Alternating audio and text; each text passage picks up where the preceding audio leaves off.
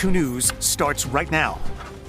Right now at 6, more severe thunderstorms are impacting Central Florida tonight. First Warning Chief Meteorologist Tony Manalfi standing by with where these storms are tracking towards. Tony. And we got a big line of storms now coming together. We haven't even had the collision yet, Stu. We got a brand new severe thunderstorm warning right here on into Volusia County. And this is just kind of built out ahead of the main line. You can see the big flare up of the lightning. Again, this warning will be in effect now until 6:15.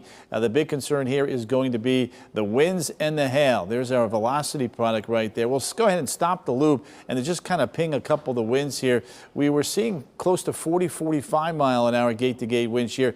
Now it's down to about right around 40 miles an hour. So still in that range right there. But what's concerning is this very large hail core that's coming right up I-4. Remember, we're on the back end of the evening commute. There's the loop right there. At one point, you see the black. That's 2+ inch diameter hailstones aloft, right over 44 and 40. So we'll continue to watch this as it just went right over the Lake Helen area. Outside of that, look at what's going on. There's your large outflow boundary. There's your east breeze. Look for an uptick in storms here up and down the I-4 corridor. There's Deltona. There's the land storms marching on in. Sanford, Longwood, Heathrow, Markham Woods Road, back towards Geneva. Get ready. This is going to be headed your way from Apopka over towards Longwood. The next half hour, things are really going to pick up. And then southwest Orange County, big outflow boundary here. Look for developing storms within the next 20 minutes from Orlando down towards Hunters Creek. We'll time it out for you with Futurecast all straight ahead.